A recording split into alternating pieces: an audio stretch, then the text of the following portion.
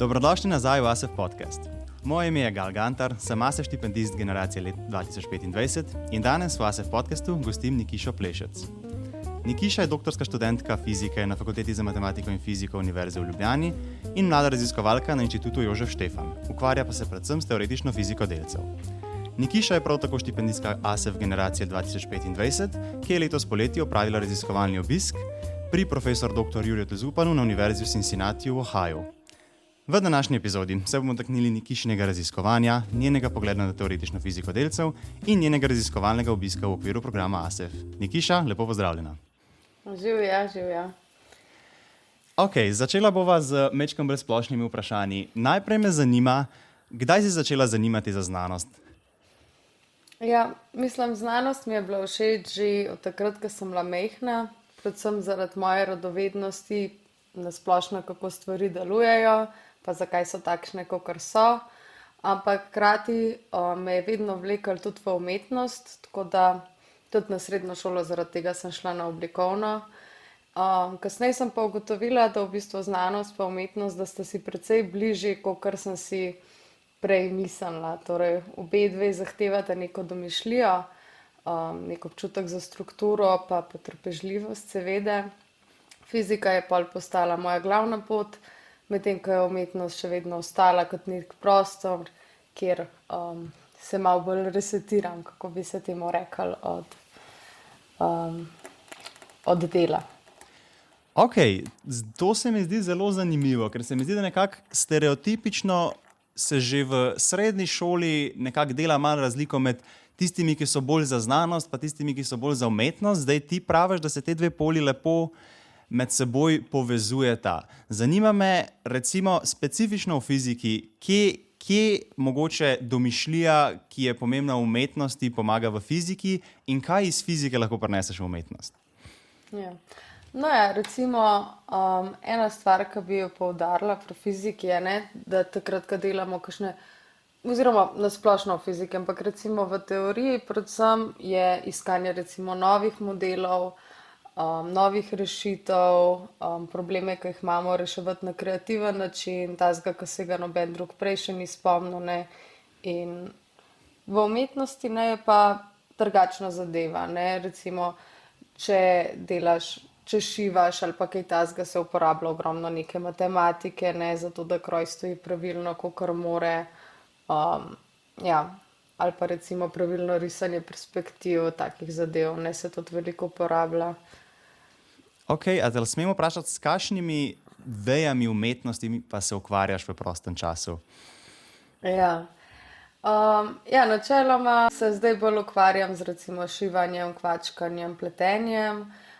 Tudi zelo rada pojem, plešem, tako da tudi malo bolj rekreativne umetnosti, ali kako bi se temu rekli. Pa veliko teh projektov, ki so za doma, ne vem, delanje vitraža za steklo, pa tako različne stvari.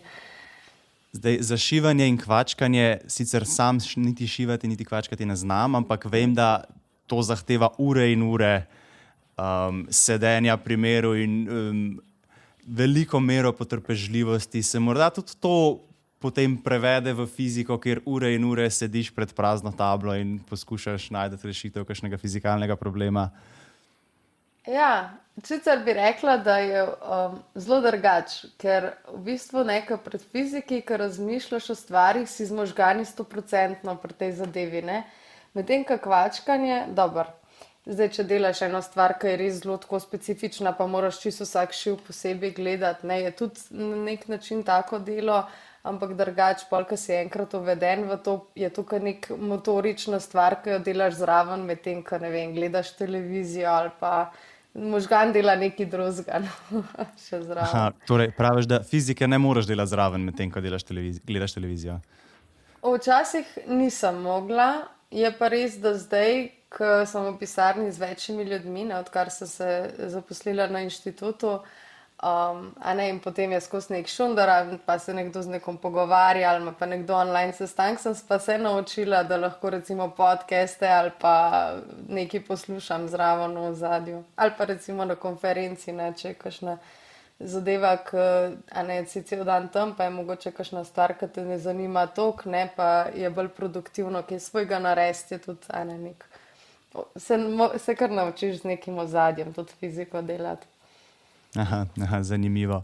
Kaj pa, torej znanost te je zanimala že od malih nog zaradi radovednosti, a si že od malih nog vedela, da boš fizičarka, ali mogoče še nisi bila popolnoma prepričana, katero vejo znanosti bi se potem usmerila po oblikovni? Ja, tako bom rekla, ko sem bila čisto majhna, sem vedno mislila, da bom pevka, tako da znanost sigurno ni bila tako čista glavna stvar, vedno mi je bilo pa to zanimivo, predvsem, ampak bi rekla tako, da sem se bolj zanimala za matematiko, kot za fiziko v splošnem, zaradi tega, ker mislim, tudi na oblikovni smo dobili malo več podlage iz matematike, kot iz fizike, tako da sem pol poleti, ne vem, računala neke stvari ali pa gledala sem kakšne razne videe, pa sem pa razmišljala, da verjetno bi mi bilo fajn tako matematiko, ki mi je zanimivo uporabljati v nekem malo bolj fizikalnem okolju, ne, da se recimo raziskujem te najbolj fundamentalne vprašanja. Tako da, Kaj tako pa nekako. prehod iz oblikovne srednje šole, ki pač predvidevam, da ni bila preveč fizikalno usmerjena. Ne vem, a ste imeli sploh predmet fizika vsa Ja, leta? ne, vsa leta ne. Imeli smo nek kakor uvod, recimo elektromagnetizma nismo nič delali, moderne fizike nismo nič delali. Imeli smo bolj kot ne samo kinematiko, pa še to na zelo nižjem ravnu, kakor se je obravnavalo na gimnaziji. Tako da ja, podlaga fizike je bila zelo slaba, kemije pa tudi recimo sploh nisem imela vsa 4 leta srednje šole, tako da je bil kar preskok potem, ko smo imeli obvezno kemijo v prvem letniku faksa. Ampak, mislim, je bilo to težko nadoknaditi? Predstavljam si, da prvi letnik študija fizike že z dobro podlago ni preveč enostaven, slabšo pa še toliko težje. Je bilo težko? Ja, tako bom rekla. Zdaj, študij fizike je težek lahko in za unga, ki ima 5, ali pa za unga, ki ni imel 5. V bistvu je težek glede na to, koliko hitro si ti sposoben dometi neke nove pojme, ne.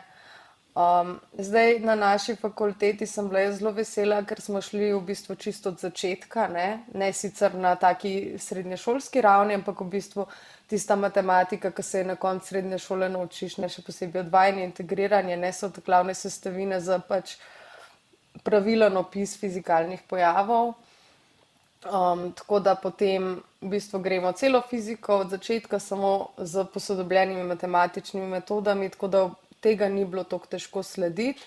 Mičken težji pa je bilo slediti kemiji, ki je bila obvezna prvi letnik, je pa bila nadaljevanje srednje šole, ki ga jaz sploh nisem imela, tako da tisto je pa bilo mičken za nadoknaditi. Razumem. Kaj pa kariera raziskovalke? Si potem tekom študija fizike, recimo že v prvem, drugem letniku, na magistrskem študiju, že vedela, da boš raziskovalka, ali si se to odločila šele kasneje? To je bila nekako po mojem moja pot takoj od začetka tega, ko sem šla študirati fiziko, ker vedno sem vedela, da me bojo zanimala ta najbolj fundamentalna vprašanja, ne, na katerih se ne sprašujejo v industriji, oziroma mogoče v kakšni se, ampak v splošnem je to nekaj, kar se Načeloma dela, manj, ja. ja, nekaj, kar delajo bolj raziskovalci. Tako da nekako iz tega, ko sem izhajala, da je to v bistvu vprašanje, ki me najbolj zanima v fiziki, je potem bila to neka naravna pot za izbrati. Razumem. No, potem pa bi mogoče še majčken bolj podrobno te vprašal par stvari glede teoretične fizike na splošno. Najprej me zanima, na kratko, s čim se ukvarja teoretična fizika in kakšna je razlika med teoretično in eksperimentalno fiziko? Hvala. Ja, torej teoretična fizika bi rekla, da se ukvarja z, no, fizika je zelo široko področje, ne, tako da zdaj specifično teorija v splošnem se ukvarja z raziskovanjem nekih določenih modelov, a ne, in opisov pojavov, medtem ko eksperimentalna fizika se ukvarja z meritvijo ali pa tudi izgradnjo detektorjev, ne, v splošnem. Torej, nekako na kratko bi rekla, da eksperimentalna fizika meri naravo, ne? Medtem ko teoretična fizika pa poskuša to opisati z modelami pa enačbami, torej, ki razložijo, kaj smo zmerali in tudi napove, recimo neke napovedi, ki je lahko pol eksperimentalna fizika zmer, da potem dodatno potrdi teorijo. Ok, hvala ti. Zdaj pa zanima me še, kakšna je pa recimo razlika v potrebnih veščinah ali pa profilih ljudi, ki so eksperimentalni fiziki, pa profilih ljudi, ki so teoretični fiziki. Zdaj, jaz bi rekel tako nekako stereotipno si teoretičnega fizika predstavljaš kot nekoga, ki je cel dan zaprt v laboratoriju svojem in rešuje diferencialne enačbe na tablo, medtem ko eksperimentalnega fizika si predstavljaš kot nekoga, ki se cel dan igra z žičkami detektorjev. Koliko natančen je ta stereotip? No, tako bi rekla, obstajajo in teoretiki in eksperimentalci, ki so točno po takem opisu, ne? Ampak je pa tudi zelo, zelo velik nekih umestnih, kako bi rekla, ljudi, ki se z nekim povezovanjem in eksperimentom pa teorijo ukvarjajo, ne?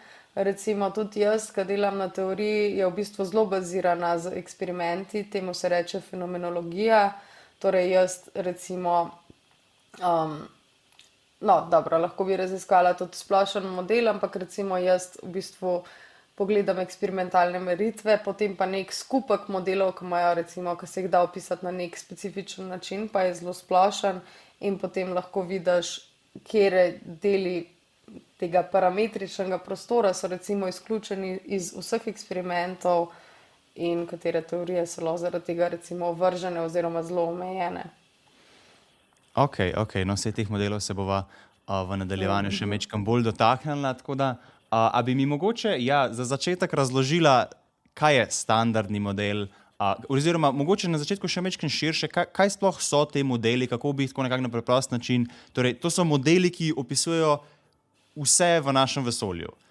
Tako, načeloma, če bi imeli popoln model, bi lahko vsak pojav v naravi opisali, ne? Načeloma ja, je pa res, da tukaj bi se jaz mogoče najprej dotaknila s to napovedljivostjo fizike, ne. Lahko bi opisali vsak pojav, seveda, če bi imeli tak model, ne, ampak ne pomeni pa, da bi ga lahko za 100% verjetnostjo vedno napovedali. In to pride glih zaradi te kvantne narave, ne. Torej, ko so odkrili kvantno mehaniko, so v bistvu ugotovili, da procesi imajo neko verjetnostno porazdelitev v kvantnem svetu, ne, torej pač kot nek met kocke. Torej, za met kocke recimo jaz lahko vem, da če bo kocka popolna, bo pač 1/6 verjetnosti, ne, da pač zadam kjerokoli številko, ne. Ampak porazdelitve verjetnosti pa ne rabijo biti pač toliko lahke, ne, lahko so pač tudi težje, ne, in mi recimo znamo iz nekih, kako bi se temu rekla, iz sistemov ugotoviti, kakšne bojo verjetnostne porazdelitve, ne, še vedno pa to ne more napovedati točno, kaj se bo zgodilo. Zdaj, jaz nisem čisto prepričan, če je to res, ampak slišal sem že za nekaj, čemu se reče Laplaceov demon, ki pozna stanje vsakega delca v vesolju popolnoma. Torej, ti praviš, da zaradi te naključnostne narave kvantne fizike tudi Laplaceov demon ne more popolnoma napovedati prihodnosti. Ja, načeloma ne, ker recimo ena taka stvar glede teh kvantnih stanj, ki je v bistvu verjetno najbolj zanimiva, pa lahko kar zgodbico povem, če ne bo predolgo. Prosim. Ja. Torej, en izmed eksperimentov, s katerimi so potrdili kvantno mehaniko oziroma ugotovili njene lastnosti, je bil eksperiment z dvema režama. Torej, streljali so snop elektronov, imeli so dve reži, snop je bil na sredini, dve reži sta bila vsaka na eni strani, ne, tako da je bilo kakor 50-50% verjetnost, ne, da bo pač elektron šel čez eno ali pa čez to drugo režo. V zadnji so imeli pa kakor nek detektor, ne, ki je detektiral tam, ko je elektron pol na koncu pristal. In potem, ko so spuščali ta snop elektronov, so ugotovili, da v bistvu, če bi bil to nek klasični delec, bi si predstavljal, da pač se bojo detektirali pač 50% za eno črto, pa 50% za drugo črto, torej da boš dobil dve meritvi na točno dveh lokacijah. Kar pa se je zgodilo, je pa bilo, da v bistvu je bil maksimum detektiran točno med sredinama teh dveh črt. Torej, in to si damo predstavljati, kot da če bi bile te dve reži, pa bi voda prišla do teh dveh rež, a ne bi se iz vsake od teh rež naredile kot te, kako bi se rekli, te polkrožni valovi, ne? Okay. Ja, in potem, ko bi te dve, ko bi se te dva valova pač skupaj, a ne, zaletela na eni točki, tam, ko pride hrib na hrib, se ojača, ne, tam, ko pride hribna dolina, se pa iznične. In potem, če bi se te valovi zaleteli ob steno na eni točki, bi pač se nek določen vzorc pojavil. In tak vzorc se je pojavil pri elektronu. Torej, je izgledal, kot da bi elektron, ki je šel mimo, šel v bistvu čez obe luknji in sam s sabo interagiral še enkrat. In potem so mislili, ok, mogoče pa je to zaradi tega, ker smo snop elektronov poslali, pa nismo pač poslali enega pa po enega. Pa so to eksperiment ponovili še s tem, da so pošiljali enega pa po enega in se je isto zgodilo. In potem jim res ni bilo več jasno, kaj se tukaj dogaja in čez katero režo zares gre elektron in zakaj se obnaša, kot da gre čez obe, glede na to, da je en in točka zdelec, ne pač, da ne more kar se razdeliti na pol. In potem so v bistvu dali detektor pred režo, zato da bi izmerali, čez katero režo je šel. In kar se je pol zgodilo, je, da niso dobili več tistega vzorca na koncu, ampak so v bistvu dobili točno tako, kot bi izgledali klasično, torej dva hriba samo za režami. In kar so s tem ugotovili, je, da z meritvijo samo od elektrona si podaril to verjetnostno porazdelitev. Torej, en sam elektron prej je imel verjetnostno porazdelitev, da gre 50% čez eno režo, pa 50% čez to drugo. In se je točno tako obnašal, dokler se ga ni detektirali, a ne tam na koncu. Če smo ga pa zmerali, kaj je šel čez režo, potem se je pa mogel odločiti in potem verjetnost, da je šel čez eno ali pa drugo, ni bila več 50%, ampak 100% čez eno. In potem se je obnašal tako, kot nek klasičen delec, ker ni imel več te verjetnostne porazdelitve. Sej verjetnostna porazdelitev pa tudi čez čas, a ne, se iz tega stanja pač časovno razvija naprej, ampak a ne v nekem tem kratkem času se več tazga ni zgodilo, tako da je pa na koncu gledal kot klasičen delc. V redu. In torej standardni model pojasnjuje, kako elektron in drugi delci interagirajo med seboj in kako se v bistvu obnašajo pod določenimi pogoji. Tako je, ja. Ja, to je kot nek periodni sistem za fiziko osnovnih delcev. Ok, ampak če pravilno razumem, standardni model opisuje 17 osnovnih delcev, ki naj bi sestavljali naše vesolje in v bistvu nekaterih pojavov ne uspe popolnoma opisati. Ja. A imaš mogoče kakšen preprost primer kakšnega takega pojava? Ja, seveda. Torej, ena najbolj očitnih je, pa najbolj, kako bi se temu rekli, že zelo ironičnih, je, da ne opisuje gravitacije. Torej, ta prva odkrita sila je nepojasnjena s standardnim modelom. Opisuje pa vse ostale sile, ki jih opazimo v naravi. Potem recimo tudi ne razloži temne snovi, torej nimamo delca za temno snov, ne razloži temne energije, ki predstavlja večino energije našega vesolja. Tudi pa recimo ne razloži, zakaj je prevladala snov oziroma zakaj je v takšni meri prevladala snov proti antisnovi, ne, ki jo v bistvu sploh ne opazimo. Razen seveda na pospeševalnikih. Tukaj si se dotaknila zdaj en kup enih zanimivih stvari. Bi mogoče za začetek, torej standardni model ne pojasni gravitacije. To pomeni, če privzamemo, da se naše vesolje razvija in upošteva glede na standardni model, v našem vesolju ne bi bilo gravitacije. Ja, nekako tako, ja. Torej pač, s tem, da mi opazimo gravitacijo v vesolju, vemo, da standardni model ni popoln. Oziroma, da naše vesolje ne sledi točno standardnemu modelu. Ja. Točno tako.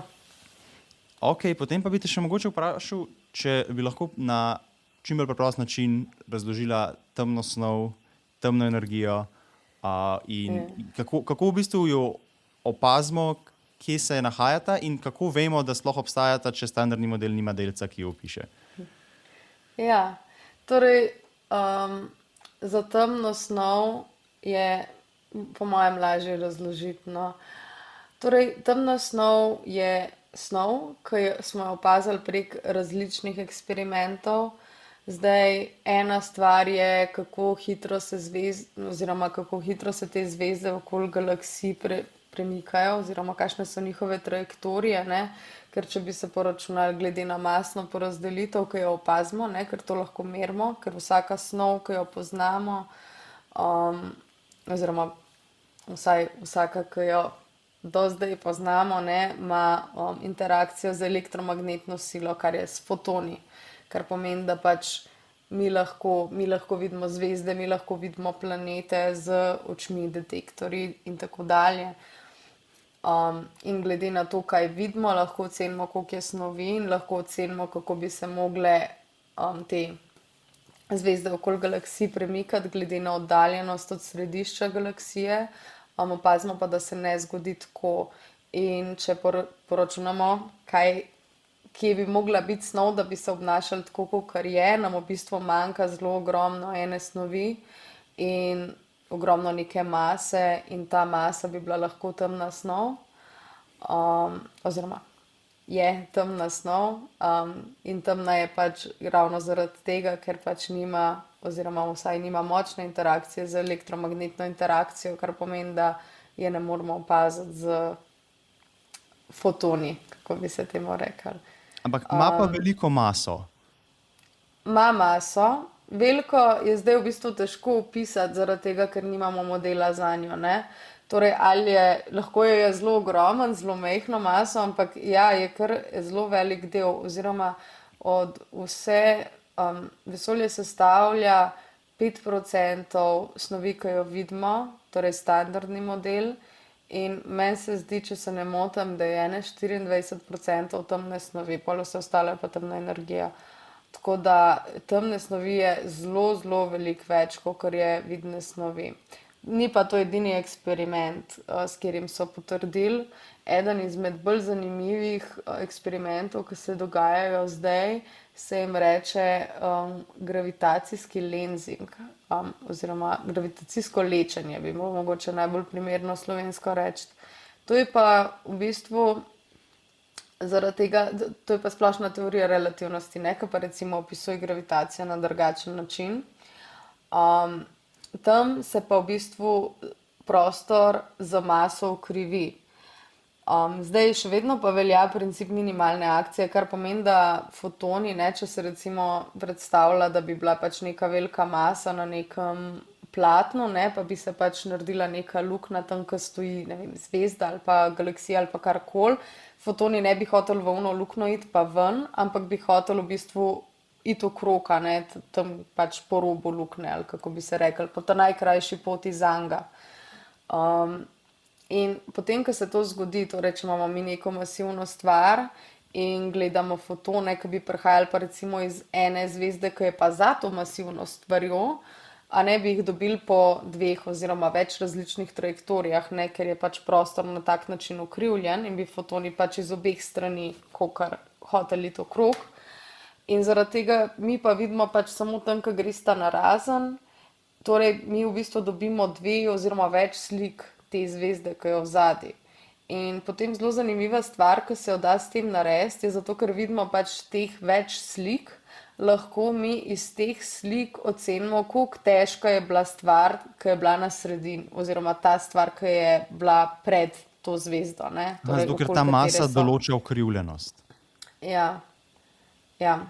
In potem recimo, če se gleda glede teh računov, ne, potem lahko opaziš, koliko vidne snovi recimo vidiš iz tega objekta, okoli katerega so pač šibali te fotoni, lahko pa tudi oceniš maso, kakšna je bila od celotne zadeve, ne, in vidiš, da pač je prispevek temne snovi tam zaradi tega, ker se te dve masi ne skladata.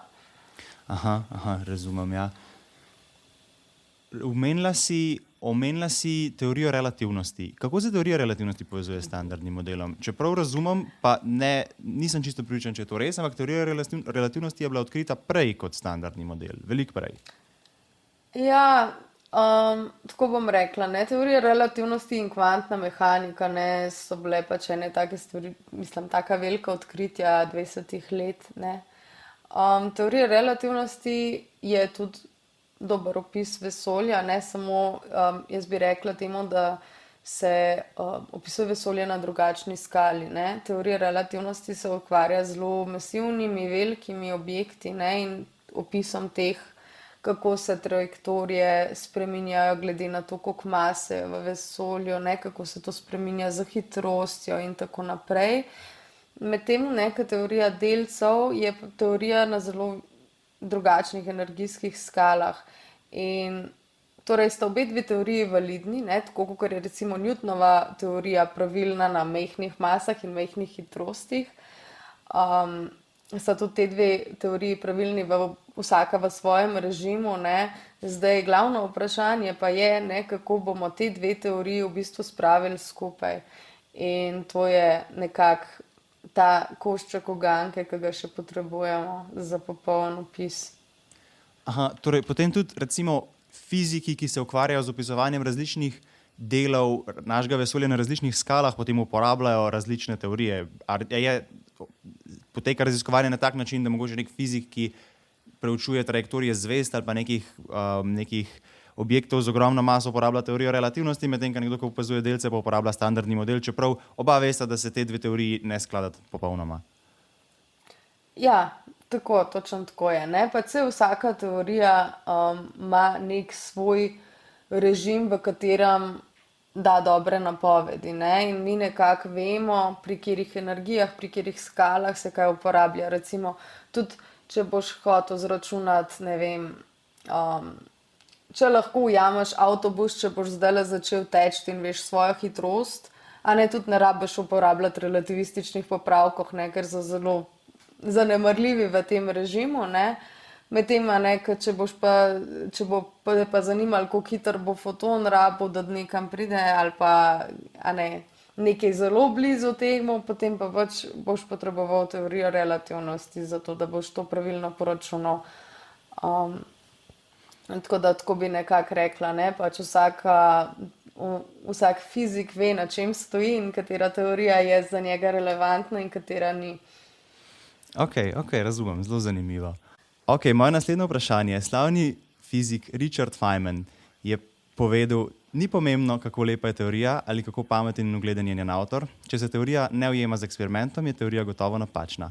Zanima me, kaj je potrebno, da se določeno fizikalno teorijo ovrže. Torej, recimo, če določeni fiziki v CERN-u pridejo do ugotovitve, da so zmerali meritve, ki se ne ujemajo standardnim modelom, in potem to objavili. Kako fizikalno telo vseh fizikov se odloči, da bo ovrglo neko teorijo? Torej, teorijo vržemo prek nekega procesa in recimo začnemo s tem, da imamo teorijo, ki ima svoje parametre, ti parametri imajo tudi neko napako in prek te teorije hočemo napovedati različne opazljivke, ki se bo dalo meriti na eksperimentu. Torej, mi napovemo te opazljivke in damo zraven tudi teoretično napako, ki se lahko zgodi ali zaradi parametrov teorije ali pa zaradi samih računskih metod. Potem morajo eksperimenti narediti meritev na te opazljivke in vključiti tudi pač zraven te svoje napake, ki jih dobijo ali zaradi same opreme, ne, koliko natančno lahko detektor nekaj izmeri, ali pa tudi če samo statistične napake. Torej, ko se to nekako vse vključi, imamo potem teoretično napoved za teoretično napako, pa eksperimentalno napoved za eksperimentalno napako. In potem imamo pač neko merilo statistično, kakšna je verjetnost, da je ta teorija res pri tej meritvi, ne. In prek te statistike imamo potem neko mejo, po kateri rečemo, ok, če je pa tako zelo neverjetno, da je res, potem pa pač to ne more biti res. Torej pač imamo neko statistično mejo, zelo visoko postavljeno sicer, koliko daleč koliko neskladja mora biti med eksperimentom in teorijo, da potem te teorije ovržemo. Je pa res, da je v bistvu teorijo lahko vrže en eksperiment, medtem ko potrditijo je zelo težje, ne? Zaradi tega, ker imaš lahko veliko teorij, ki bi skladali, ne? In kdaj boš ti dovolj stvari pravilno napovedal, da boš rekel, da ta teorija pa sigurno drži. Tako, ne. Lažje je najti proti primer, kot dokazati, da je nekaj res za vse možne, Ja. vse možne vhode. Ja, tudi v matematiki je to res, ne. Če imaš nek pojav, ki ga je težko dokazati, ne, dokaz bo bil, pol tudi če ga najdeš, je lahko dolg za celo knjigo, medtem ko če najdeš en primer, za katero tvoja trditev ne drži, si dokazal, da ta teorija ni res. Tako, ja, pa se kdaj v literaturi matematični pojavijo kakšni slavni paperi, ki so dolgi 2 odstavka, ki rečejo, ta pa ta lema trdi, da neka trditev velja za vsa števila in mi smo poiskali število, za katerega to ne velja. V priponki 1 poiščite to število in to je to. Ja. Ok, potem moje naslednje vprašanje bi se navezalo na Higgsov bozon. Higgsov bozon, njegov obstoj so potrdili na Evropski organizaciji za jedrske raziskave v CERN-u leta 2012. Zanima me, zakaj je tako zelo pomemben za fiziko? Pač velja za enega največjih prebojev zadnjega desetletja. Vem, da si tudi ti sodelovala v organizaciji dogodka ob 10. obletnici njegovega odkritja. Zakaj je Higgsov bozon tako zelo pomemben za fiziko?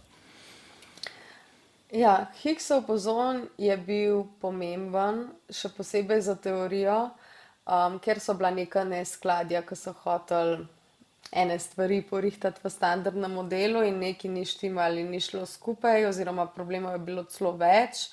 In potem, ko je Peter Higgs odkril ta mehanizem, Higgsov mehanizem in napisal članek na to temo, je izgledalo, kakor da vsi ti problemi kar naenkrat zginejo, ko se doda ta delec not v teorijo. In zaradi tega so imeli vsi zelo visoka pričakovanja, da ga bojo našli v CERN-u in je bila to tudi zelo velika motivacija za samo izgradnjo objekta.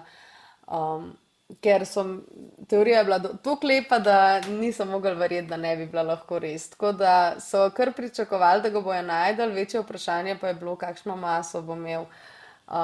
Ker sta bile pač kako bi se rekli, 2 pola ljudi, ki so mislili eno pa drugo stvar, in skazali se je, da masa je bila točno na sredini med obema, ne? Tako da nas je kar... Ja, ni odgovoril vseh vprašanj, pa postavil tudi kakšna nova. Je pa zelo pomemben za naš obstoj.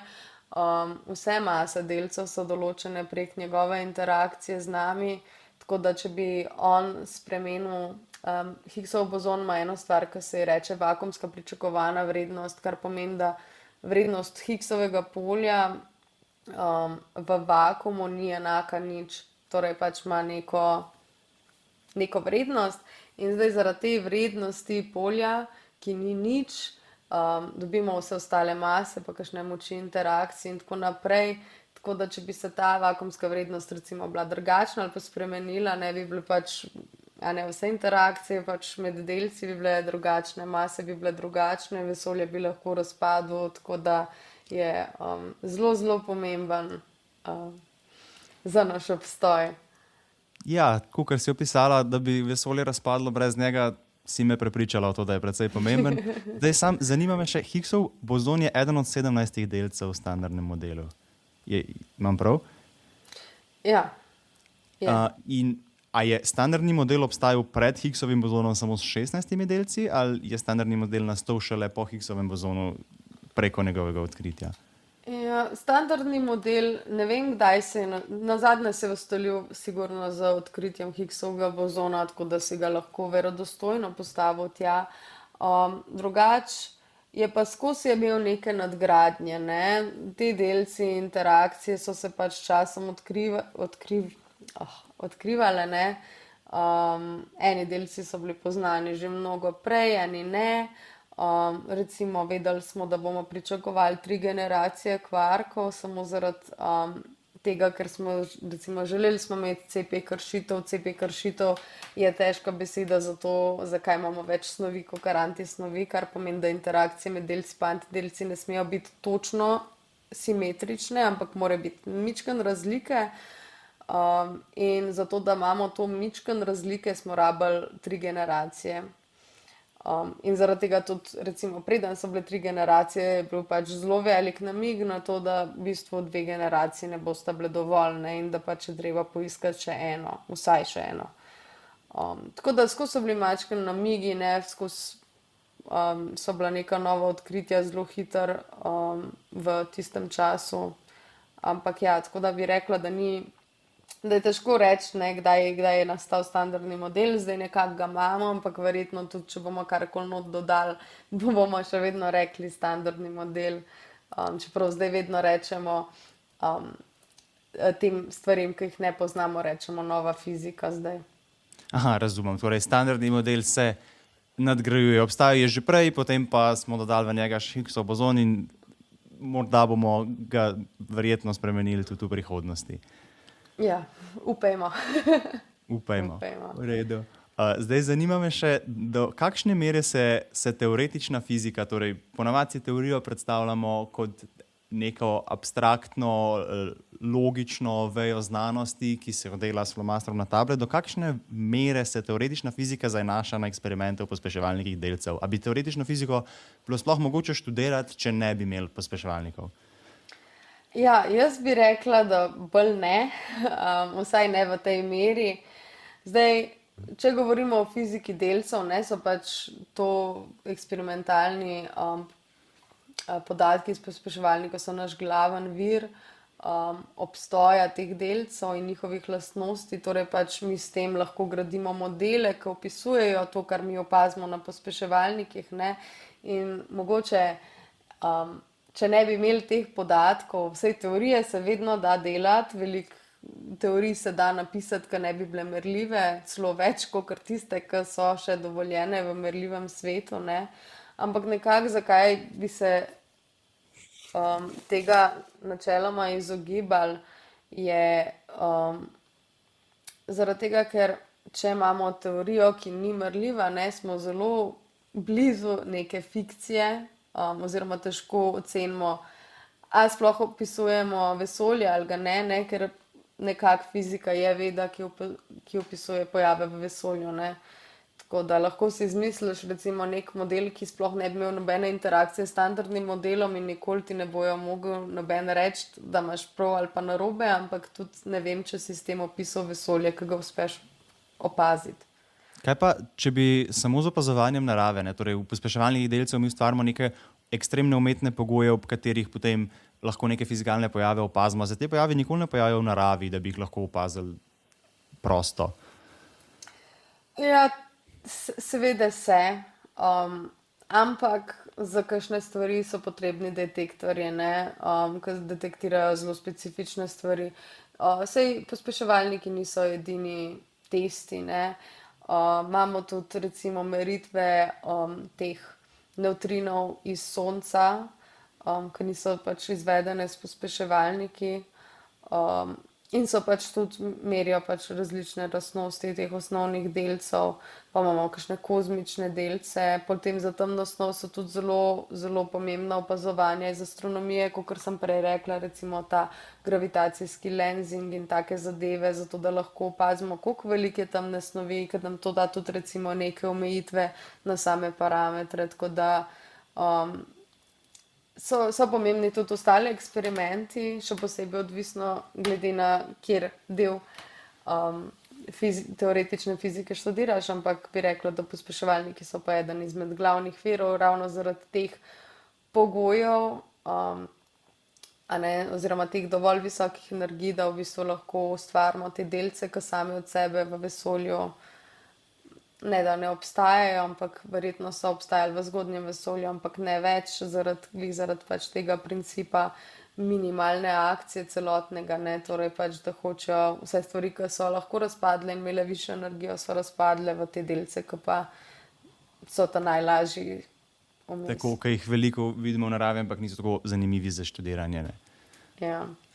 Potem pa še mogoče moje zadnje vprašanje glede splošne teoretične fizike. Zanima me, do kakšne mere se teoretična fizika zanaša na razne računalniške simulacije, kot naprimer Monte Carlo metode in metode strojnega učenja. Ja. Torej, zanaša se precej, sicer pač zelo odvisno, kaj delamo.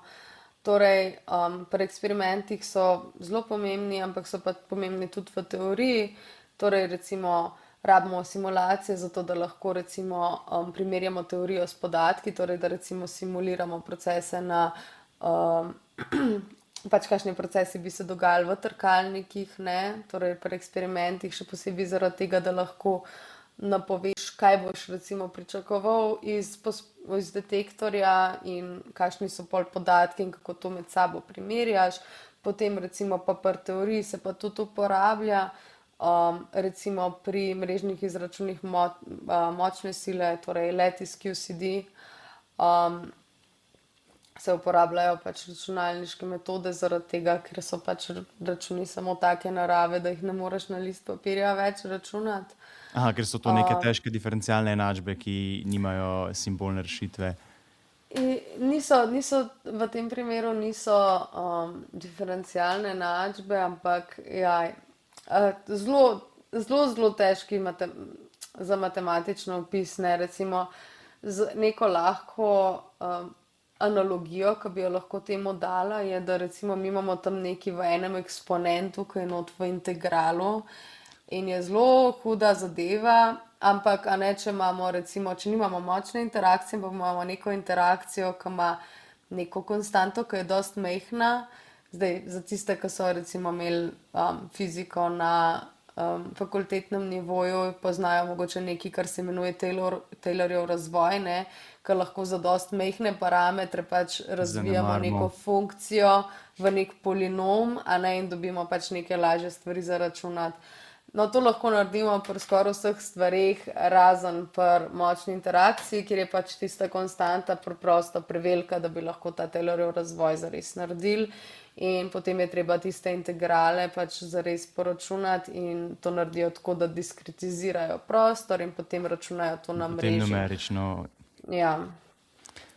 Razumem. So pa to zelo zahtevni računi, ki trajajo tedne in tedne. Jaz se sicer s tem ne ukvarjam, tako da... Ampak praviš, da za teoretičnega fizika je znanje programiranja še vedno do neke mere relevantno? Seveda, definitivno. Tudi recimo, ko se gleda, že sam tako nasplošno, pa to niso recimo neki ful težki računi, ampak tudi, ko se primerja ali pa se dela te statistične izračune, ne, kakor sem rekla, za teoretične napovedi, že tudi to bo bil pač neka Monte Carlo metoda, ki ti bo določila to nedoločenost teorije, ki mora pač iz vseh teh parametrov, ki jih imaš in porazdelitev in računov pač variirati, da dobiš, a ne, kakšna je tvoja teoretična napaka, a ne, ali pa recimo, a ne, da diskretiziraš, ker ponavadi, ko se testira teorije nimajo pač točno določenih vseh parametrov, ampak se v bistvu gleda, kateri parametri so dovoljeni v eni teoriji, pa kateri ne. A ne, in potem tisto diskretiziraš in poračunaš, koliko se v vsaki od teh točk za te parametre ujema teorija z eksperimentom, ne, in to je pač vse delano na računalniku, seveda. Razumem.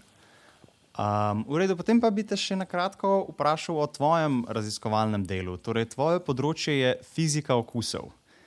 Bi mogoče povedala, s čim se fizika okusov ukvarja? Ja, torej... Fizika okusov se ukvarja, kakor se reče, različnimi okusi kvarkov pa leptonov. Okus, kaj pa je okus, ne, mogoče to je najbolj taka čudna zadeva za slišati, ne. Torej, okus je kakor nek opis delca, kakor je naboj, ne. Torej, samo da smo mi uporabljali besedo okus, imamo tudi besede barva za ene druge zadeve, ne, tako da uporabljamo malo teh besed, ki niso dobesedno, ne pomenijo dobesedno tega, kar bi si človek predstavljal, ko nekdo to reče, ampak, a ne, okus je tip delca oziroma vrsta delca, ki ima isti tip. Torej, recimo leptoni imajo 3 različne okuse in leptoni imajo recimo okuse. Elektron je eden okus, ki ga vsi poznamo, pol mion je drug in tau je tretji. Potem imamo pa tudi okuse kvarkov, ki ne vem, če imajo sploh vsi dobeseden prevod v slovenščini, ampak imamo up, down, charm, strange, top, bottom. In so pač 3 generacije, vsaka ima po 2 okusa, ne. Torej, Kako se pa...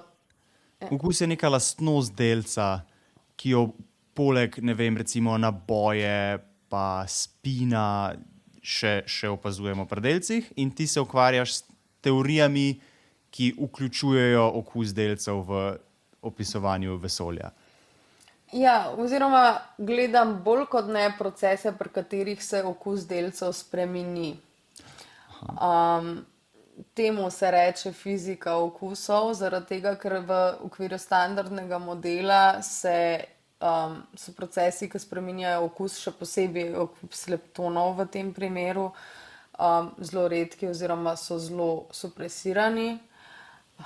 To je malo grda beseda. Ja, ampak in glih zaradi tega, ne, da če pač opazimo te pojave, ki v standardnem modelu niso toliko pogosti, imamo,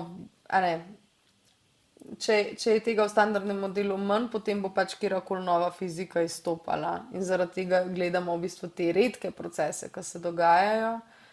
Zaradi tega, da če se zgodijo, potem to pomeni, da ni standardni model. Ne drži popolnoma. Ja, ker to nekako iščemo, ne, mi vemo recimo, da standardni model ima težave in mi s temi eksperimenti ne želimo samo potrjevati standardnega modela, ampak vse, kar mi v bistvu želimo, je najti, kje standardni model ne bo držal, zaradi tega, da vemo, kakšno teorijo potrebujemo oziroma kaj mora vse ta teorija vsebovati. Tako da nekako iščemo, kje ta model ne bo res, ne pa kje je res. Sodelovala si tudi pri analizi podatkov eksperimenta Belle 2. Povej mi, kakšna je bila tvoja vloga v tem eksperimentu in kakšni so bili podatki in do kakšnih zaključkov ste prišli. Ja, torej, Belle 2 je eksperiment, ki še vedno poteka na Japonskem. Jaz sem imela, to je bilo v okviru mojega študentskega dela, torej jaz sem bila vključena v analizo podatkov, kjer sem se bolj kot ne pač naučila, kako izgleda ta analiza na tako velikem eksperimentu. Torej, najprej sem se spoznavala z njihovim programskim okoljem, potem sem delala simulacije trkov, torej pač Monte Carlo metode, pol sem pa pač se naučila teh osnovnih potekov analize. Torej, na Belle 2, pri trkih elektrona in pozitrona, ki je antidelc elektrona, so naštimane te energije točno tako, da bosta nastala 2 B mezona. In načeloma, ko preučujemo analizo, dobro, verjetno obstaja več vrst analize, ampak analiza, ko sem jo jaz delala, je, da si določiš neko zelo določeno razpadno verigo tega B mezona, ki jo hočeš rekonstruirati, se temu reče. Zaradi tega, ker to trč, veš, da sta ti 2 B mezona nastala, skoraj v 100% primerih, no. Ampak potem pa v bistvu ne veš, kaj se je zgodilo, pa veš samo še tisto, kar si detektiral, ne, samo pač to je v bistvu cela veriga procesov, ki se je zgodila vmes, in tvoja naloga je, da imaš v bistvu nek proces, ki te zanima, ki bi ga rad študiral, in zdaj ti veš za tisti specifičen proces, kakšen je bil tvoj začetek, pa tudi veš, kaj pričakuješ na koncu, ne. Ampak zaradi tega, ker je teh verig procesov toliko veliko lahko, pa zaradi tega tudi, ker sta 2 B mezona, ne, in imaš lahko, če je en elektron na koncu zmeriš, tudi ne veš, od kjer ga je bil, oziroma moraš rekonstruirati, zato da zveš, od kjer ga je bil. Pa so to drugi procesi, ki ti bojo dali isti signal, se temu reče, na detektorju. Moraš nekako potem razmisliti, kjeri so še ostali dogodki, ki bi ti dali, oziroma ostali procesi, ki te ne zanimajo, pa bi ti dali isti signal. In potem jih nekako, temu se pa reče ozadje, ne, in potem recimo študiraš dogodke ozadja posebej, pa signal, potem delaš simulacije, zato da vidiš, kako dobro ti ta signal lahko ločiš od ozadja in tako dalje. Ampak tvoje delo tukaj je bilo, recimo, ti si delala predvsem z simulacijami trkov delcev v neki programski opremi, ki jo imajo oni razvito posebej za ta eksperiment.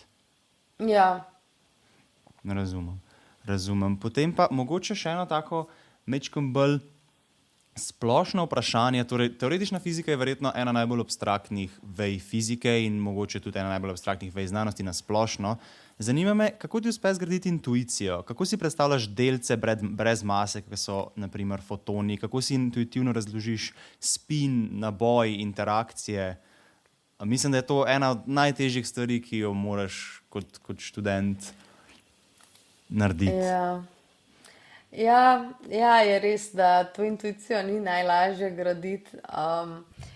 Zdaj, če sem čist popolnoma iskrena, je nekako poznavanje matematike tisto, kar ti že zelo malo intuicije gradi, ne? Ampak, če bi pa rekla tako, torej recimo naboj si predstavljaš kakor vrsto sklopitve, torej kako močno tisti delec, ne pač toliko naboja, kakor ima, toliko močno on čuti tisto silo, naprimer, ne? Ker naboj ni samo električen, ampak imamo druge vrste, vsem tem stvarem se reče naboj, tako da nekako si znamo predstavljati tako, pa recimo tudi spin, a ne, ni glih vrtenje v klasičnem smislu, ampak pač neka notranja lastnost delca, ki se pokaže v tem, kako se delc obnaša v magnetnem polju, pa kako se sešteva z drugimi spini, ne, torej pač spet neka matematika v zadnji.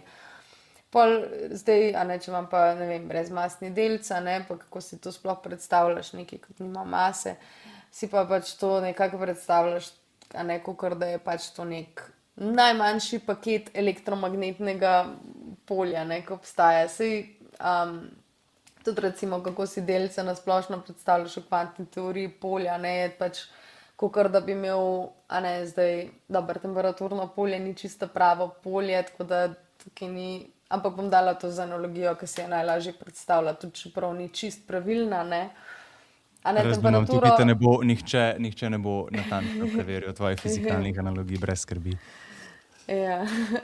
Torej, recimo, ne, če imamo temperaturno polje, ne, si lahko predstavljamo, v vsaki točki lahko zmerimo, kakšna je temperatura.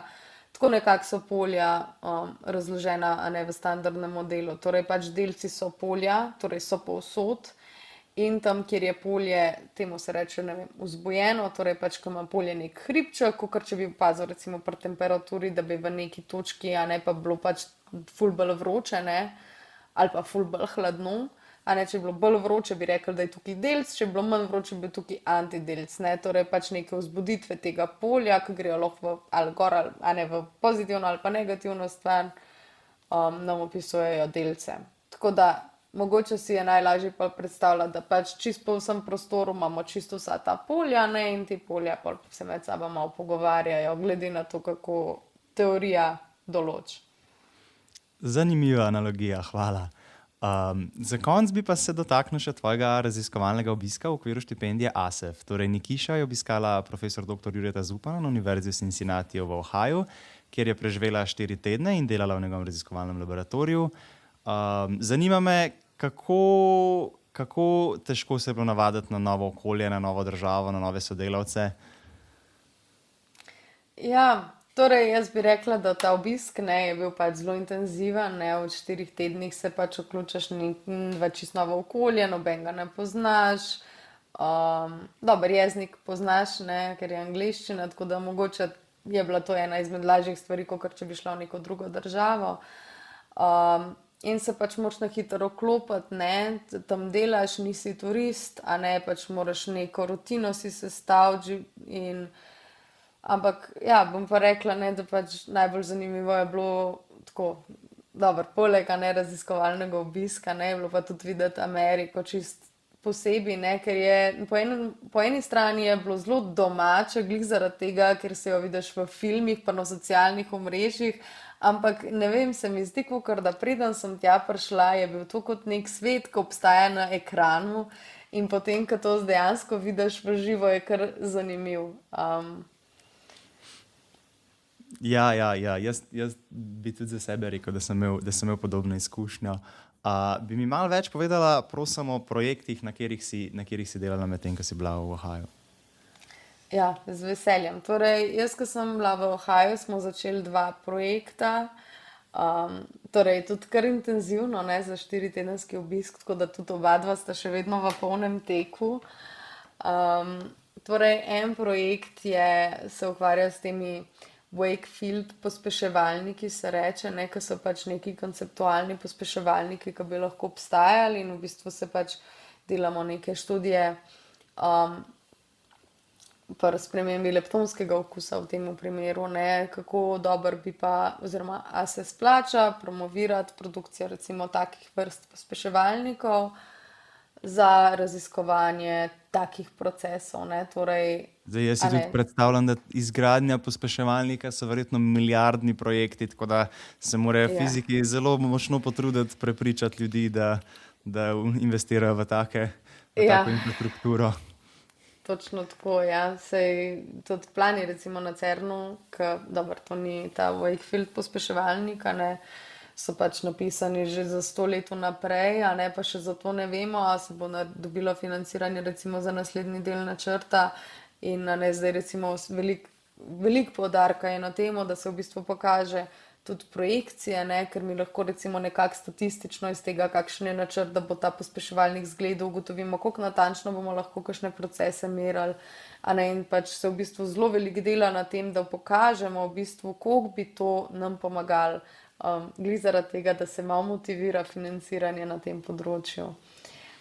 Ja, in to se dela pač isto z ostalimi vrstami pospeševalnikom, ne, to ne pomeni, pospeševalniki ne tekmujejo med sabo, vsak meri zelo določene stvari in vsi so zelo uporabni, ne, zdaj, kjer ga se bojo pa odločili zgraditi, je pa pač seveda na ljudeh, ki bojo financirali te projekte. Tako socialno, politično in še kakšno drugo vprašanje, ne samo fizikalno, ne. Ja. Potem pa zanima me, si ohranila stike, torej ti si bila 4 tedne v Ameriki, omenila si, da sta oba projekta, na katerih si dela, še vedno v polnem teku. Zanima me, Ja. a si ohranila stike s profesorjem in s študenti, s katerimi si delala? Ja, torej zdaj še vedno imamo tedenske sestanke za oba dva projekta in za ta Wakefield projekt in za to drugo teorijo, ki jo delamo. A pa bi mi Zdaj ta mogoče, drugi, oprosti, povedala še majčkeno več ja, o tej drugi teoriji, na drugem ja, projektu, na katerem si delala. ja, seveda. Torej, ta druga je pa, ja, torej tam se pa gre za temno snov, v bistvu, ne pač nek zanimiv model temne snovi smo želeli narediti. Najprej smo se ukvarjali s tem, da smo razširili tale Higgsov sektor na 2 Higgsova dupleta, v standardnem modelu imamo samo enega. In potem pač smo mičkam poračunali, pa smo videli, da ta model bi bil že v bistvu kar dosti izključen glede na meritve, tako da pol smo si premislili, pa smo začeli nekaj drugega delati. In smo naredili pač neko malo bolj strukturirano obliko zdaj te ultravijoličnega opisa, torej opisa pri visokih energijah, po domačo povedan, te teorije, ne, in zdaj v bistvu smo tudi še vedno v procesu, ko gledamo, a bo bilo to izključeno ali ne, a ne, če bo bilo izključeno, pač nič hudega, bomo nekaj drugega se spomnili, ne, ker a ne, pač stvar po raziskovanju je, pač če je model izključen, pač boljš, da se premakneš na naslednjega, ne moreš biti čustveno navezan na tisto, kar si začel delati, tako da bomo videli, kako se bo ta model, ki ga imamo zdaj, izkazal, ne, če se ne bo, bomo definitivno se spomnili še kaj drugega, drugače bomo pa nadaljevali študijo naprej s tem modelom, pa pokazali, kateri parametri so mogoči in tako dalje. In še vedno aktivno sodeluješ na obeh projektih, čeprav si že nazaj v Sloveniji. Ja, ja, tedensko imamo sestanke, sicer ja, z Američani je to mičkeno težje, ne. Se zbujaš po Imamo noči? ja, ne, hvala Bogu so oni dovolj prijazni, da imajo oni sestanke zgodaj zjutraj, da je pri meni še vedno neka precej normalna ura. Ampak ja, Lepo od takrat, njih. ko imamo sestanke, je ja, pozno popoldne za mene, pa zgodaj zjutraj za njih, ampak tako je edino, kar se lahko nekako ujamemo. Zdaj pa še, kaj je raziskovalni obisk pomenil za tvoj karierni razvoj? Torej, jaz bi rekla, da mi je dal predvsem neko širšo sliko, ne, torej kako raziskovalna skupina dela v nekem drugem okolju, pa kako se, a ne, mislim pač samo celoten flow, ne, sicer bi rekla, da to mogoče ni vezano pač na ta inštitut specifično, oziroma je točno to vezano na ta inštitut specifično, pač verjetno čist vsaka univerza, vsak inštitut ima pač neke svoje, a ne, ljudi, ki delujejo na pač svoj način, ampak bi rekla, da pač okolje je bilo pač drugačno, kot je tle v Ljubljani.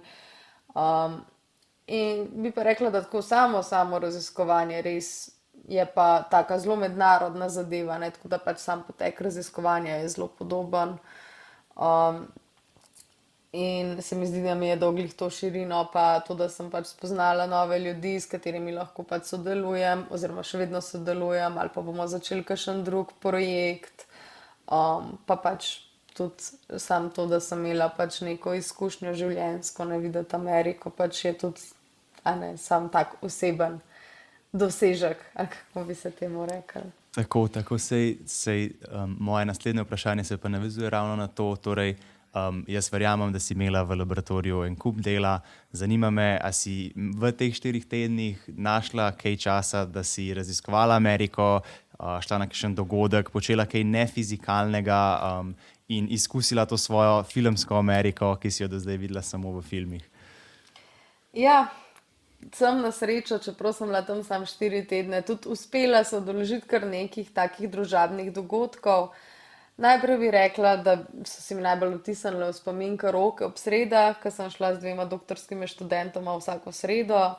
To je bil po mojem tak moj highlight prostega časa, no, sem se vedno veselila teh sred. Potem sem pa imela tudi, v bistvu že preden sem šla, sem imela pač nek seznam stvari, ki jih hočem v Ameriki videti ali pa narediti, ne. Zdaj ene so bile pač take čist majhne, ne vem, probati ta fast food, ki ga nimamo v Sloveniji, ali pa pač neke take banalne majhne zadeve, ne. Ene so bile pa malo večje, recimo ene izmed takih, ki so se mi najbolj vtisnile v spomin, so bile recimo to, da sem šla na bejzbol tekmo, pa da sem šla na renesančni festival, pa recimo obisk tega Renesančni festival, Ja. to je neka zabava v kostumih, si jaz predstavljam? Ja, ali- v bistvu je zelo zanimivo. Tam imajo tako nekje srednji česar, prav celo renesančno mesto zgrajeno, samo zaradi tega festivala, ki ga imajo vsako leto. In ja, tam imaš pol, torej vsi pridejo pač v nekih renesančnih kostumih in potem imaš tam veliko hrane, pa imaš predstave za otroke, pa ja, pa veliko nekih trgovin z nekimi renesančnimi zadevami, ki jih lahko kupaš, izdelki za lase, kostumi, pač res festivalno, tako. Morda malo bolj osebno vprašanje, če smem vprašati, v kaj si se našemla? Jaz v bistvu nisem imela v planu, da bom šla na ta festival, ker sem pakirala za Ameriko, ne. In zato, ker nisem hotela tudi plačevati več za potovalko, sem pač imela neke osnovne obleke s sabo, tako da potem na koncu ta festival je imel vsak vikend neko tematiko in meni se zdi, da takrat, ko sem jaz šla, je bila tematika kakor dvorni norček, tako da potem sem imela pač neke, kako bi se rekli, pač neke bele tiste hlače, ki so malo take čipkaste, pa sem si v bistvu sam bolj make-up tak naredila, tak za dvornega norčka, tako da je nekako pasal, je bilo pa malo, nisem bila toliko v takem kostumu, kakor so bili kakšni ostali, ne, ki so bili pa res. Ampak se mi zdi, da tudi nisem toliko trpela, ker je bilo zunaj 30 stopinj, čeprav je bil september. In ker kakšni tisti kostumi, ki so bili pa pač res oblečeni v 15 različnih slojev oblačil, se zdi kar malo smilili tam na soncu. Jo, verjamem, ja, da sonce v Ameriki tudi septembra kar precej pripeka. V redu, Nikiša, potem pa mi, da so pa šla do konca najnega intervjuja. Rad bi se ti lepo zahvalil za tvoj čas in prosil bi te še za zadnjo zaključno misel. Torej, zanima me, kaj bi svetovala študentu, morda že na koncu gimnazije ali pa mogoče v 1., 2. letniku, na začetku študijske poti, ki ga zanima raziskovanje v fiziki, morda še bolj podrobno raziskovanje v teoretični fiziki. Ja, jaz bi rekla tako, da nič strah, še posebej ne pred fakulteto, ne, da poskusi, pa pač boš videl, če te to zanima, da pač zelo veliko enih pojavov je, v katerih v srednji šoli niti ne veš, da je pač izredno zanimivo področje in da je fino se v bistvu samo vršiti noter in videti, kaj te zanima, najdeti ljudi, vsi, tukaj imaš res poln svet je ljudi, ki se ukvarjajo z različnimi teorijami in delajo razne stvari in je sigurno nekdo, ki te bo vzel pod svoje okrilje in vodil.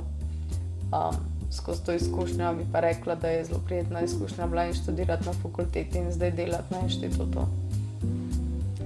Nikiša Plešec, najlepša ti hvala za udeležbo, hvala poslušalcem, ki nas spremljate in se vidimo v naslednji epizodi. Hvala, da ste poslušali ASEF podcast. Če vam je bila epizoda všeč, jo delite s prijatelji in pustite oceno na Spotify ali Apple Podcasts. Tako pomagate, da nas odkrije še več poslušalcev. Za več vsebin sledite ASEF na družbenih omrežjih in se nam pridružite v naslednji epizodi.